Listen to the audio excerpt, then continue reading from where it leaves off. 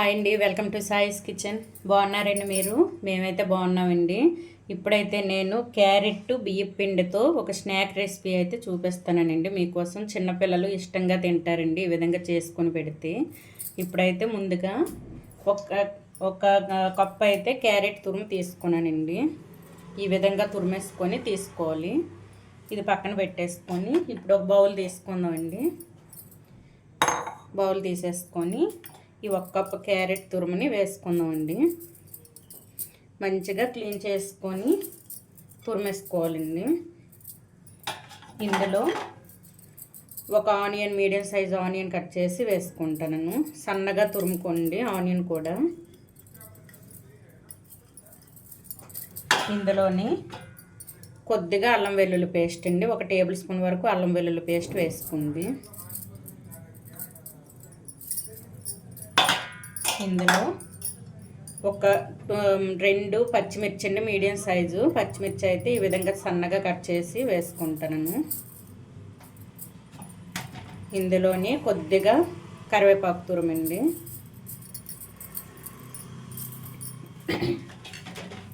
కొద్దిగా కొత్తిమీర తురుము. ఇందులో గరం మసాలా అండి, 1 టేబుల్ స్పూన్ వరకు గరం మసాలా వేసుకుంది. 1 టేబుల్ స్పూన్ వరకు జీలకర్ర అండి. ఈ మొత్తం కూడా కలిపేసుకుందాం. ఈ విధంగా అన్నింటికి ఇలా కలిసేటట్టు ఒకసారి కలిపేసుకోవాలండి. ఇది చూడండి, ఈ విధంగా మొత్తం కలిపేసుకొని ఇప్పుడైతే బియ్యం పిండి 1 కప్పు వరకు తీసుకున్నానండి. కానీ మొత్తం ఒకసారి బియ్యం పిండి వేయకుండా కొద్దిగా వేసుకొని కలుపుకోండి. ఎందుకంటే ఇందులో వాటర్ ఉంటుందండి, మనకి ఈ క్యారెట్లో వాటర్ ఉంటుంది కాబట్టి మనం కొద్దిగా ఈ బియ్యం పిండిని వేసుకొని కలుపుకుంటే మనకి కరెక్ట్గా స్నాక్స్ మనం ఏ విధంగా చేయాలనుకుంటామో ఆ విధంగా వస్తుందండి. చూడండి, ఈ విధంగా కలిపేసుకున్నాం కదా. ఇప్పుడు ఇందులో కొద్దిగా సాల్ట్ వేసుకోండి, టేస్ట్కి సరిపడా సాల్ట్ అండి. అంతే అండి, వేసేసుకొని ఈ బియ్యం పిండిని అయితే కొద్దిగా వేసుకుంటూ కలిపేసుకోవాలండి.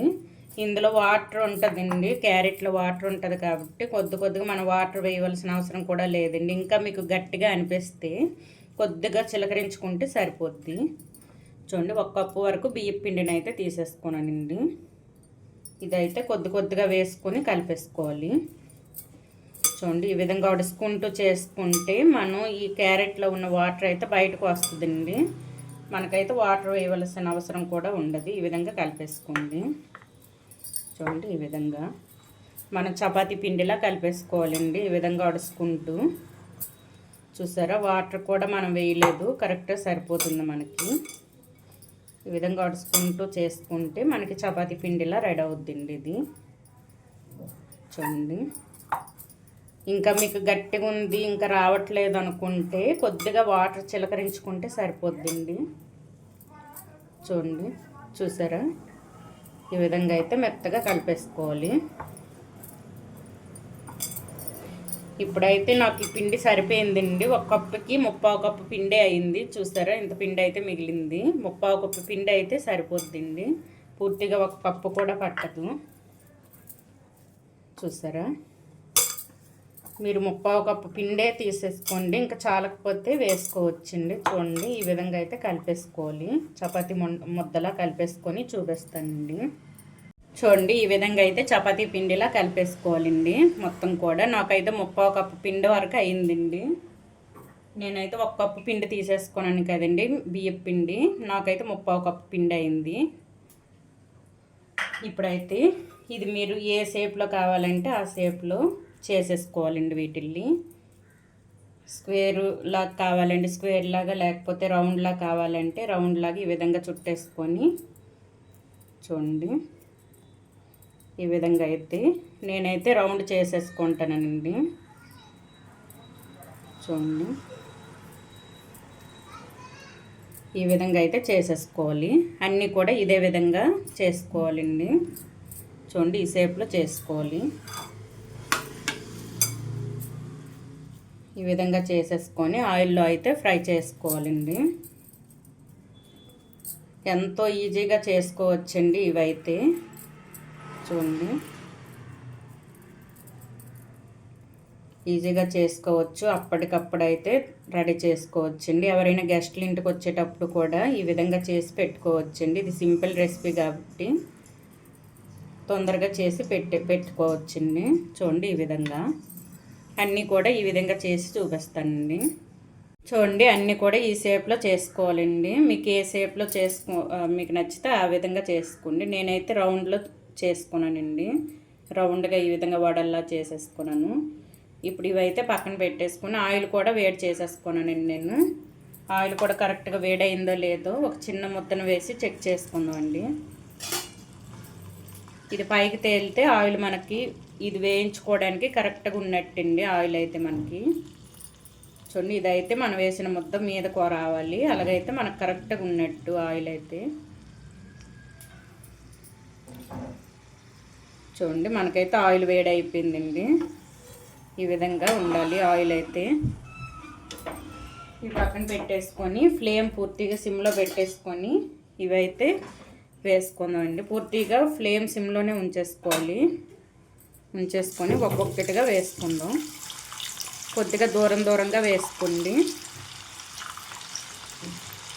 ఇవన్నీ కూడా కొద్దిగా గ్యాప్ వచ్చేటట్టు వేసుకోవాలండి. ఫ్యాన్కి ఎన్ని పడతాయో అన్నీ వేసుకొని వేయించుకోండి. అంతే అండి. ఇప్పుడైతే పూర్తిగా లో ఫ్లేమ్లోనే ఉంచేసుకొని వేయించుకోవాలండి. ఇవి కొద్దిగా ఒక 2 మినిట్స్ తర్వాత రెండు వైపులో కూడా మంచిగా తిప్పేసుకోవాలండి. చూడండి, మనం వేసిన ఒక 2 మినిట్స్ తర్వాత అయితే రెండు వైపులు తిప్పుకొని మంచి గోల్డెన్ కలర్ వచ్చేంత వరకు వేయించుకోవాలి. చూడండి, ఇప్పుడైతే తిప్పేసుకుందాం. చూసారా, ఇవైతే రెండు వైపులా తిప్పేసుకొని ఇవి పూర్తిగా తిప్పిన తర్వాత అయితే ఫ్లేమ్ మీడియంలో ఉంచేసుకొని మొత్తం కూడా వేయించుకోవాలండి. మంచి కలర్ రావాలి.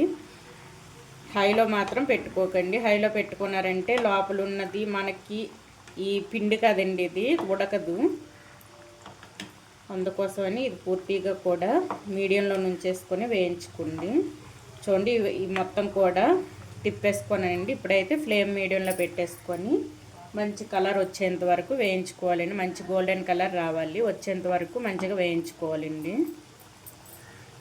చూడండి, మనకైతే వడలు అయితే వేగిపోయండి. ఈ కలర్లో రావాలి.